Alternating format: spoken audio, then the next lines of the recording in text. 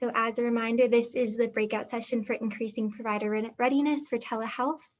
My name is Grace Hazlett. I am the capacity building intern with Health HIV, and we have two wonderful guest speakers for this session, Nikki Parisho and Michael Murphy. Nikki Parisho is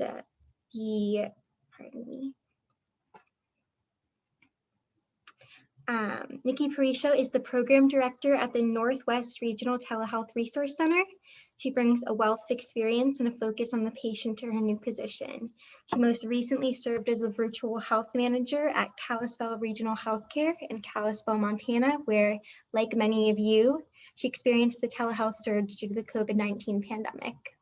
In a very short period of time, Nikki designed and implemented a direct-to-patient in-home delivery model for over 700 clinicians and outreach clinics, expanding the telehealth visits from 22 per day to more than 350. From her clinical background and years of telehealth experience in multiple specialties, Nikki has firsthand knowledge of the needs of healthcare providers and patients and how those needs translate into best practices for telehealth.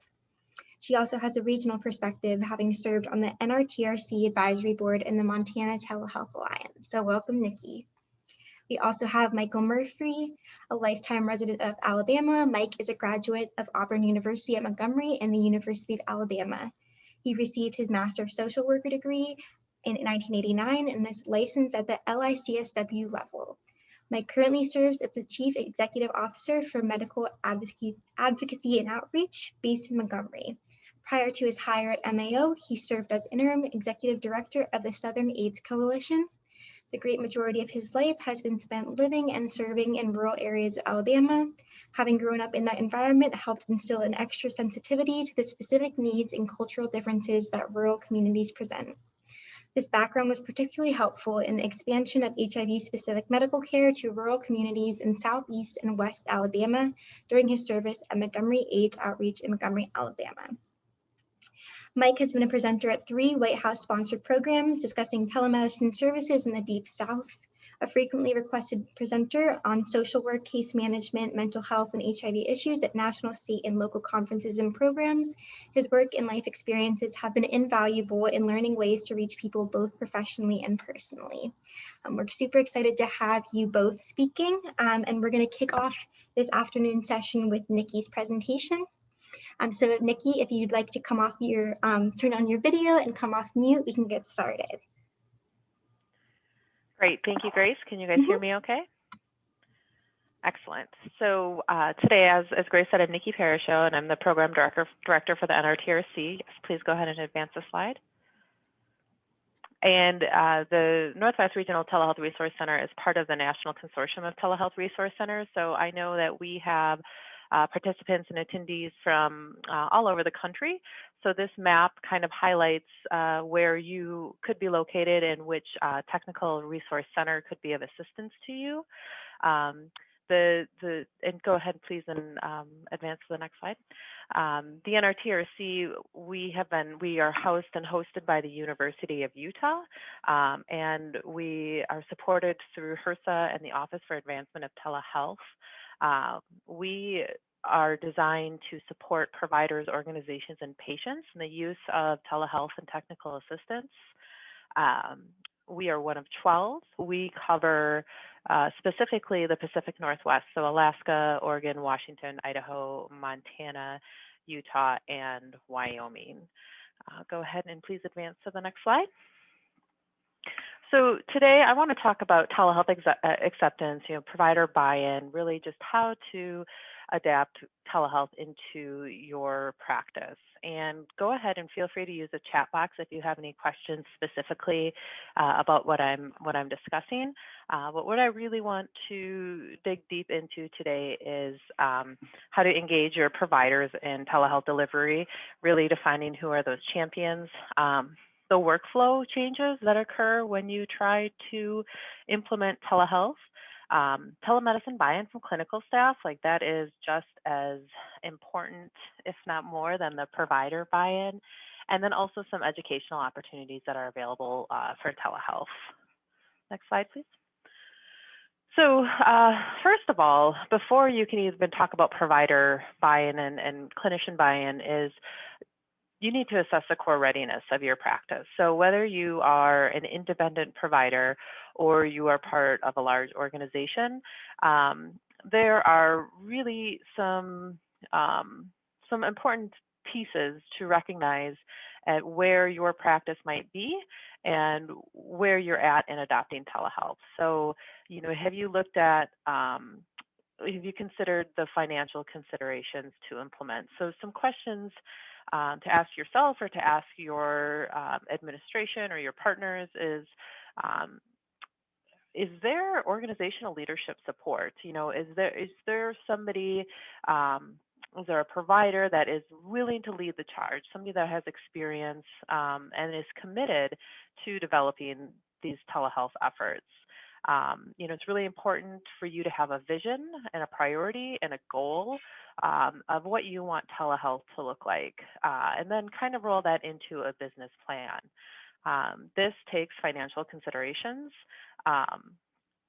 to, potential initial cost, sustainability, liability, insurance.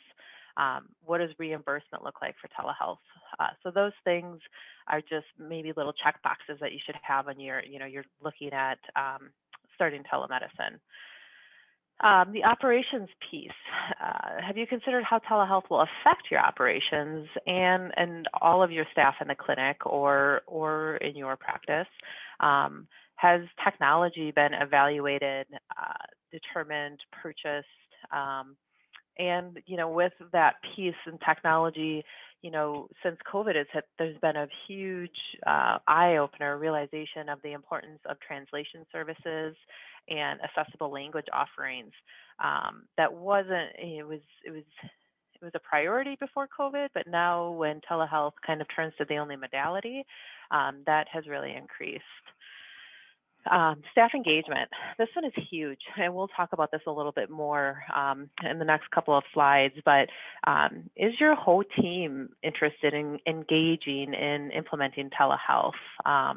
Have you outlined different staff responsibilities required to do telehealth from maybe an administrative standpoint and something as simple as scheduling, coordinating information across providers, the communication piece, the education and training piece. There's multiple layers, and I'll dig into that a little bit further in provider engagement. But just different things at your core to be really cognizant of. And then patient readiness. This is another big one. This one, in my opinion, is right up there with provider champions, provider buy-in, and staff buy-in. So, are your patients, is their population, are they interested in telehealth? Is it accessible to them? Do you live in a rural area where you're concerned about broadband and access, or do your patients have devices and tablets, different endpoints for them to connect to the provider on? Next slide, please. So provider engagement. It is really important for providers to feel comfortable, and that in turn will make the patients and staff feel comfortable. It's very cyclic. There's a lot of importance in providing that or finding that provider champion. And a lot of time that's a provider that's done telemedicine or is open to doing telemedicine. And they're the ones that really lead the charge. They're the ones that are behind it. They're enthusiastic and they keep the process moving forward once it's started. Telehealth has a lot of nooks and crannies where barriers can appear, and it often can slow down the momentum, and it can really pause the process. And really, when you have champions, they're the ones that can continue to dig deep, reach out, find those resources to solve those barriers and move forward. I think really it's important to know if there are mechanisms in place that can be adapted to determine patient engagement and their readiness. So are you doing outreach, any sort of outreach medicine? Are you connecting with patients outside of your catchment area? And if so, are those patients interested in, once they have an established relationship with a provider, are they interested in having some of their follow-up visits over telehealth? what additionally might need to happen if you offer telehealth? Is that a marketing piece? Is that something that you're going to depend on your clinic to reach out to your patient populations for? As I mentioned previously, are you in a rural area? Will they have access issues? Because really telehealth is another way to increase access to care and not create a barrier. So those are all things you need to think about. Patient engagement readiness, also privacy issues. You know, patients may feel insecure about their living situation, or if they are cohabitating or have multiple roommates, they may be concerned about privacy with that telehealth visit. And then with talking provider engagement, it's really important to determine the telehealth role. So as a provider, are you kind of the kind of that medical director for the telehealth piece? Is it going to be separate for like different specialties? So if you're in a large organization and you have, like say you have neurology or cardiology, is there going to be a different telehealth lead, or I heard earlier navigator, telehealth navigator for those specialties, or is it going to be one person overarching all? So roles are really important on a provider level to determine where they fit and driving the process forward. Next slide.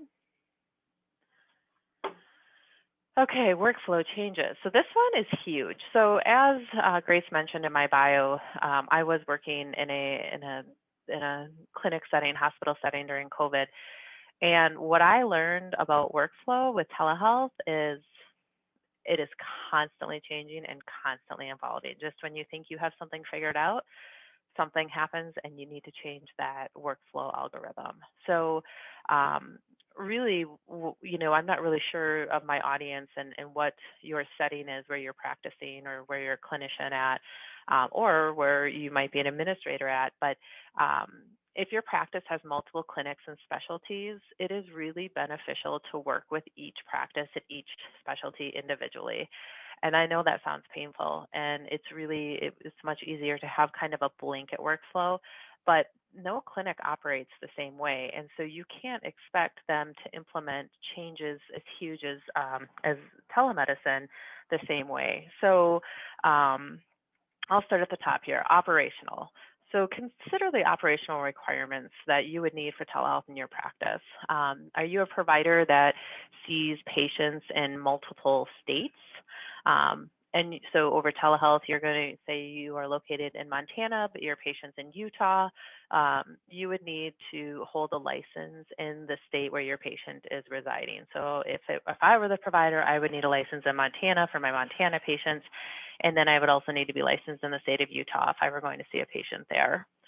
You know, the other piece from an operational standpoint is, do you have HIPAA compliant software and technology? I know with the COVID waivers, they waived that HIPAA compliant piece, but I mean, I have a pretty significant feeling that that's going to come back, and really it's in your patient's best interest, right, to be on a HIPAA compliant secure platform. So the other piece here operationally is the communication between the clinic staff or the hospital staff or the front office staff and the billing department, billing and coding department, just to make sure that the appropriate codes and bills are going out reflecting that the service was performed over telehealth. The next piece is scheduling. Scheduling is huge. This was really kind of the make it and break it in our workflow. Really, you need to determine, it first of all starts with the provider.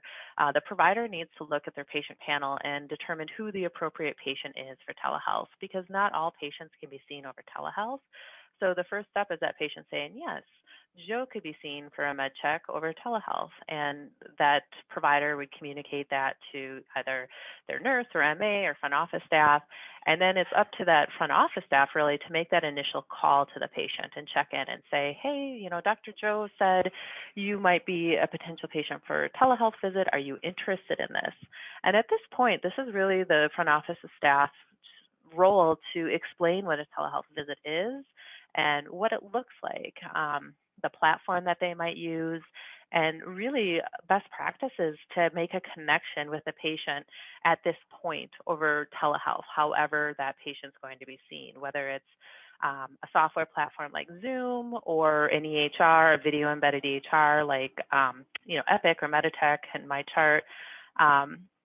Because really what this does is it makes for a successful telehealth visit, because at this point that front office staff is going to connect with that patient, and they're going to determine that the patient has appropriate broadband or a data connection, an email address, and then also a device that has a speaker, microphone, and video. So some of us that do telemedicine or on the computer all day, that's second nature to us, right? Like we would never think to have a video visit without one of those components. But somebody that doesn't live in this world, it could be very foreign to them. So it's really important to kind of have that visit. So when the patient connects with the provider, they're not running into, oh gosh, I don't have speakers on my PC, or oh, my internet connection isn't strong enough to support this video. There's not enough data or gigabytes. So those pieces really can make or break a telehealth visit, and it saves that stress and frustration on both the provider and patient level when the connection can't occur.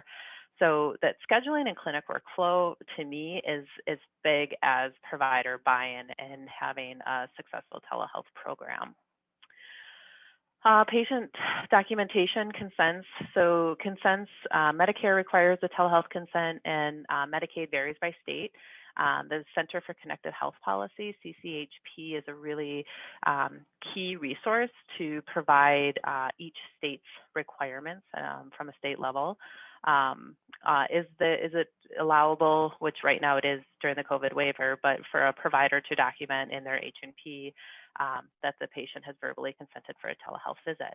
Will that stay around after the PHE has come to an end? Nobody knows. A process for follow-up care and referrals should be in place. And then also, I just can't stress enough, as I said in the beginning, the communication between staff. These workflows are being updated constantly. And I am watching the clock, so I'm just going to speed up a little. You can go ahead and go to the next slide, Grace. Thank you. Again, this engaging clinical staff, basically staff knowledge, staff input, and innovators. They're the ones talking to your patients. They're the ones that will be, I don't want to say selling telemedicine, but asking the patients if they would like to have a telehealth visit. So it is really important that that your clinic staff or your support team, whoever that is, and if that's you, that you are competent in the way the visit's done and believe in it and think it would be a good way to access healthcare for your patient. And I'll go ahead and go to the next slide, please. So really quick, best practices for healthcare professionals. This is a tough one. Since COVID, I'm not sure about you all, but everybody kind of seems to be an expert in telemedicine. And so there have been just so many different trainings and certifications and different resources out there. So the NRTRC partnered with Washington State, who in 2020 passed a bill mandating that all telehealth professionals be licensed, except for MDs and DOs in the state of Washington, and any provider seeing patients in the state of Washington. So we worked with the Washington State Telehealth Collaborative to put together some education on telehealth, kind of nuts and bolts from A to Z, that would satisfy the state of Washington's education requirements. There are CMEs available for it, and there is a certificate that you can print when you have completed the course. The NRTRC also offers a few other trainings. There's one specific for telehealth, telebehavioral health, and that is a series of 6 different courses, and that's coming soon. And then again, just a basic telehealth 101, which goes into much more depth than what I've just covered in the last 15 minutes, and creating a clinical workflow, engagement, telehealth basics, technology, regulatory and reimbursement, and legal considerations. A couple of resources here on the next slide, and And I think that's it. So if anybody has any questions, feel free to throw them in the chat box. I know we're really short on time, so I might put a couple of resources in the chat box for you to cut and paste, but thank you so much for allowing me the opportunity to share. Thank you so much, Nikki. That was wonderful. Yeah, and if people have questions, they can put them in the chat box, and we can try and discuss them at the end of Mike's presentation, or maybe get some answers emailed out, but we can move on to Mike now. So thank you again, Nikki. All right, thank you, Grace, and thank you, Nikki, because you're going to hear some of those echoes from what Nikki shared in our practical application of doing this in Alabama. And Grace, I'll ask you to go ahead and go to the next slide if you would. So really quickly, our background, we're a nonprofit, we're a 501c3, started back in 1987 and then wound up moving into a regional organization. We are a Ryan White Part C grantee, Part B provider, and a Part D provider. And then if you looked at really the focus of our services, we do medical care, social work, social services, behavioral health, and then educational services, primarily focus on the rural communities. Next one, Grace. So this kind of gives you a little feel. If our system, we cover 18,675 square miles of care, and we do that by a network of 3 hub sites, and then we link to 11 satellite sites, and those satellite clinics could be at collaborating partner spaces.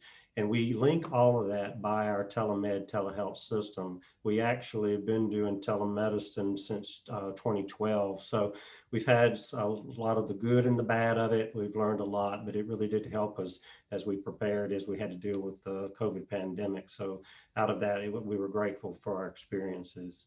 Next slide.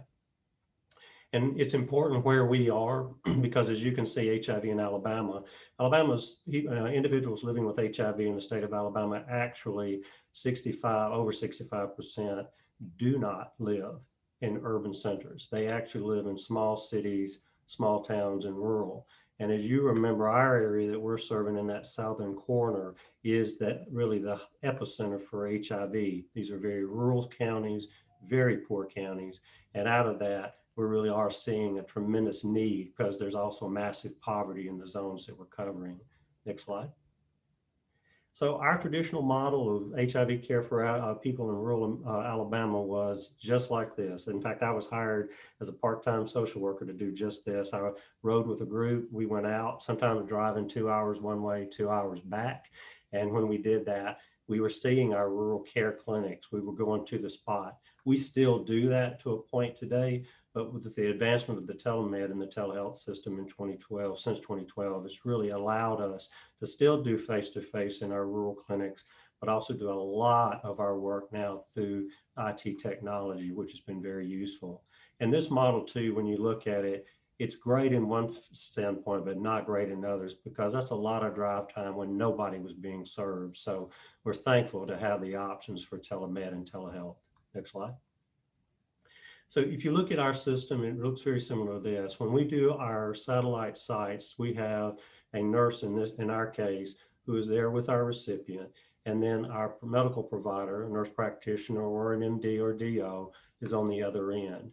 And so we do this one using the technology aspect of where we're providing our services. And in our next slide, you'll see really what the system involves is a high definition camera. We do heavy pixelization, the nurse and our recipient together. We're doing complete direct care. It's not like an echo model where we have medical provider to medical provider. We're doing a full exam and service delivery. And with this, we're using Bluetooth peripherals, as you can see on the screen, Bluetooth stethoscopes, otoscopes, dermoscopes. They are linked and mated to the recipients, especially the stethoscopes that the provider has. They're all mated. Everything else is captured on screen and in the electronic health record. So everything's done in a real-time capture and then put into the electronic health records. And then one thing that oftentimes comes out, we do maximum security. We use the same security level that the Department of Defense is using. So that really is very useful for us to make sure that we're taking care of their information. Next slide. So we're doing a variety of things: direct practice clinical care, Our PrEP program, we're utilizing our telemed program now. We do mental health services through it. Social work, social support's been very much a help being able to do that, especially with our really isolated rural communities. We do virtual training and community education now, especially since COVID came in. We're doing a lot more online with the communities. And then we use it a lot for agency planning and communication. Next slide. So here's what you look at when you really are talking providers and trying to engage them. These are some of the topics that are going to come up.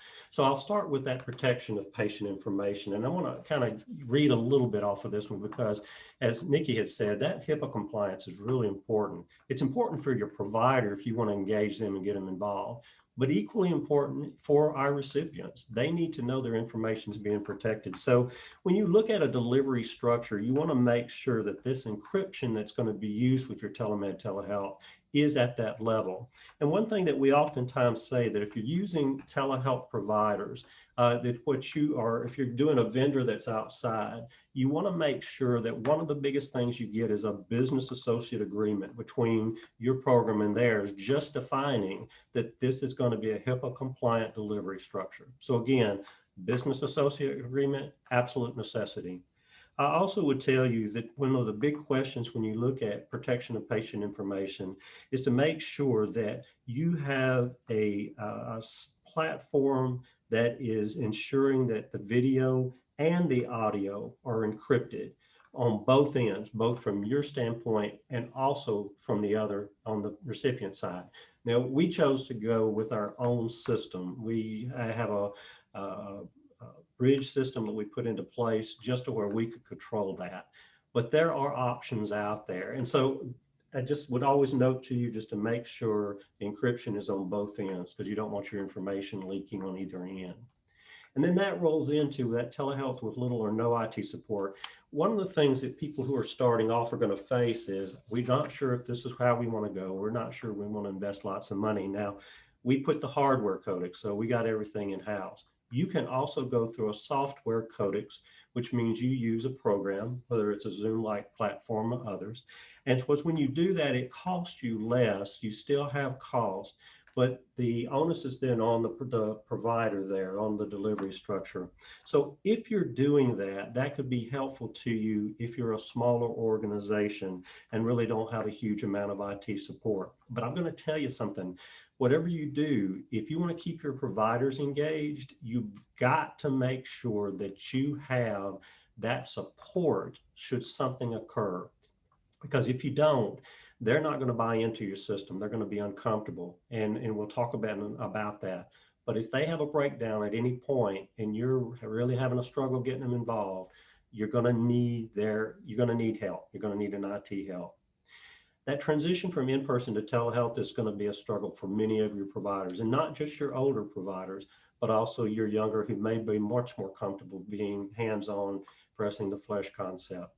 But what I want to mention to you, we have a mental health provider who is above 65. She had never done telehealth work. When she wound up getting involved with it, she had really concerned. But when she started it, she and her recipients began to be so comfortable with it because it became much more of an intimate environment, and our recipients were not having to travel into the office. So we were able to open that up a lot more to even in-home related, as well as our rural clinic. That has turned out to be an incredibly benefit. And for her, it opened doors for her to say, no, I'm comfortable with this. A side note, a lot of her patients liked it because they didn't have to be seen going into a clinic that people know is HIV clinic. So we still have a huge amount of stigma in the rural South, and that's been an option that actually has proven to be beneficial. Next slide. Medical provider confidence is going to be a big deal on that one. And with that, you're going to have to really make sure that you explain everything to these providers on what's going on and that you're there to answer their questions. And we'll talk about how to do that in just a second. Along with that, commitment to the use of the technology. Nikki made a great point. She said that if you are looking at the commitment process, you've got to have champions. She's absolutely right. One of your best champions needs to be your medical director. You need to get her or his involvement early on, show them why and how it can work, because she's going to have to face a lot of questions regarding, are we sure we want to do this? Once you implement it, people get comfortable with it. but it's going to need that commitment. And also just a note, adjustment time is going to have to be there. Patience is going to have to be there to help your folks and your providers get used to operating with that equipment. Next slide. So I want to go through this really quickly in instance of time. So Billy Sample is our director at our telehealth resource center that we have internally. And he used this kind of acronym on the CHARTS method. So I'll share this with you all as something to sort of use as a guidepost. So for one, you're going to coordinate with your service partners and your staff to discuss the telehealth delivery objectives. Engage them before you implement, talk with them, let them express their concerns, give them data, give them informational support. Don't negate what they're saying to you, really listen to them. Host meetings. I think that is absolutely important to give them that continued communication if they have objections or they have issues that are going on, and give honest dialogue with that. Because in order for you, with any of us, you've got to be able to give them solid info. Assemble a team of champions to include patients. And everything we're talking about is provider, but I'm going to tell you, absolutely, you better have a way going exactly in parallel to make your recipients comfortable and to answer their questions and to give them that ability to say, yes, I like this. No, I don't want to participate. But if you get that team of champions, your peer navigators and others can say, I use it, I'm comfortable. Your doctors, nurse practitioners, we're using it, we're comfortable. And that will ensure you have a solid, healthy telehealth program. Next slide, Grace. And so I think we missed one, Grace, go to CHR. Oh, we're missing a piece. So I think we're missing one slide off of our piece on here. So the other parts, just a quick note, when you look at our charts method, you want to make sure that you are responsive to all your folks, that you're giving them the information that you can do. You want to make sure that you are constantly upgrading them or updating them on all the information that you're going to be providing. And if you're able to do all that, you're going to be absolutely comfortable with what you're going to be giving them. So a note to you all for our future, one thing that I will absolutely say to you, the more options available to your recipients or patients, the better chance that you will have to find a delivery system that fits their lives and that they will also have about it. That's important. Your recipients need to be the drivers of what's going on here. If they're not comfortable, then don't force anything on that, but allow them some options. And I'm going to tell you what will occur. What we have found is during COVID, we've had a plethora of folks that love the telephone and telehealth options. It fit their lives so much better, and they've been engaged back into care better. And that's what you really want. And so what we vision in our future is like this. We will continue to see a traditional face-to-face project that we're going to be able to do that in the clinics and be fine. We're going to do the direct practice telemedicine. Satellite clinics will also continue to be there. We'll go to the rural areas and we're going to be right in the community closest to them. We also see the telehealth telephone options, as long as the third-party providers will allow it. I see those as being really good, kind of along what Nikki was saying. Those would be great for people on maintenance care or people that just want to engage to say, I'm not sure about this. And then your DO, your MD, your nurse practitioner can bring them in if they find something. But here's the thing, the patient, the recipient's your driving force. They're telling you, I'm comfortable with this, and then you can engage them deeper if that's the necessity of their issue. And then two things that we're probing into, and we're going to be utilizing suitcase units. The suitcase units concept is we have a true suitcase size piece that has a camera, has the peripherals, has the laptop computer all connected in. Our vision is that our nurse practitioners, our nurses rather, or it could be community workers, could go to the site to initiate that engagement piece. Again, the patient, the recipient must be comfortable with it. And then we link them back into our doctors or nurse practitioners at the clinics. So you're doing the care, but you're taking it back to the old home model of a house visit. That I think could make a difference in keeping people into care. That will make your retention rates absolutely go up. And then we still see the use from medical mobile clinics in our very deep rural areas. We could take the units out and be able to be even closer to some of the more isolated or the hotspot areas. Next slide. Oh, they got them just a little bit off, so we're fine. So our concept on this one is, and we won't go too heavily into it, Grace, just train everybody, make sure that you have folks that are there, not just your IT people, but others that can get and rehearse on all the peripherals and always get feedback. And then the last piece is just our information. I appreciate you all. I know today was a little bit of a funky zone simply because that's how computers work, but I appreciate y'all hanging in with us, and we really look forward to a great future for telehealth, and hopefully y'all will find some areas that you can use. Thank you. Thank you, Grace. Thank you so much, Michael. Thank you so much, Nikki. Those are both wonderful presentations.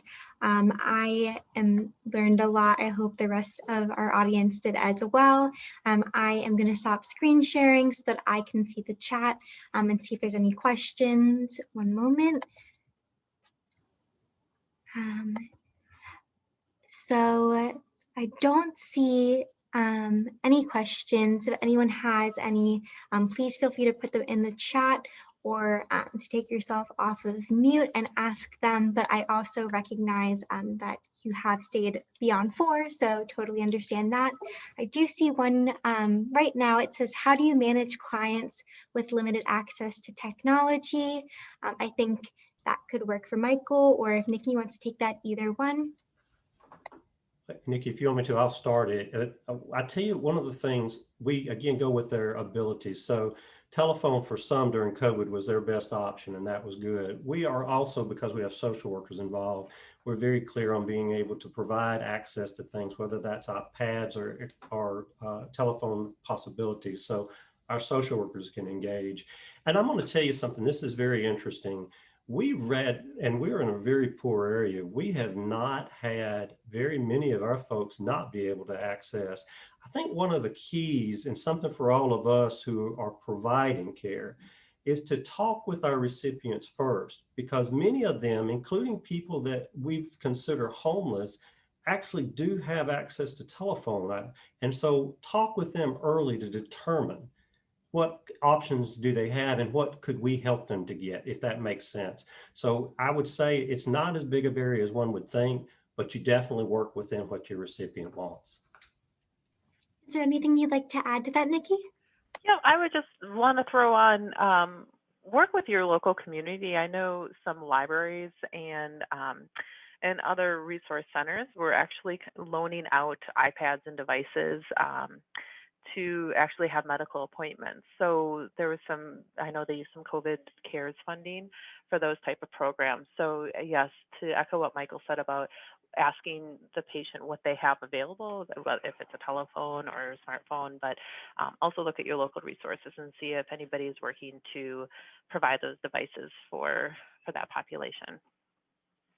Wonderful, thank you so much. And it looks like we have one question geared more towards Michael.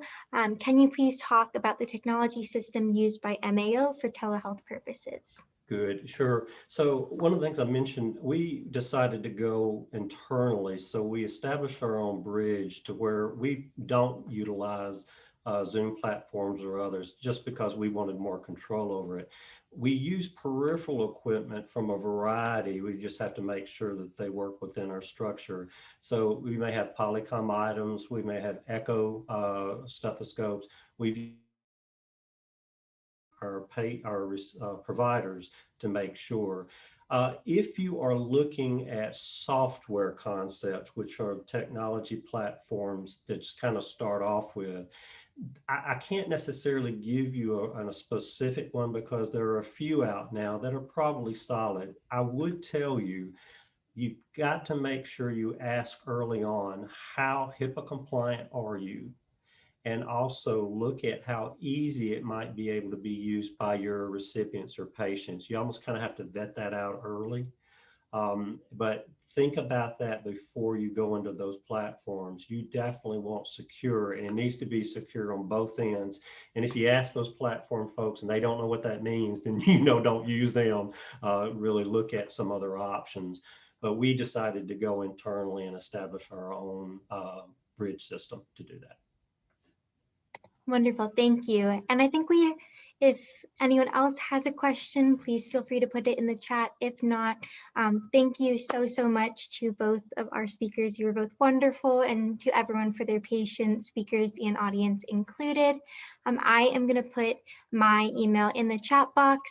If you have any questions, wanted to touch base, get slides, but also if you are interested, Health HIV has their own telehealth HIV page on our website, where you can keep up for information, any new offerings that will emerge, as well as we do have some fee-for-service telehealth offerings. So I'm going to put my email in the chat.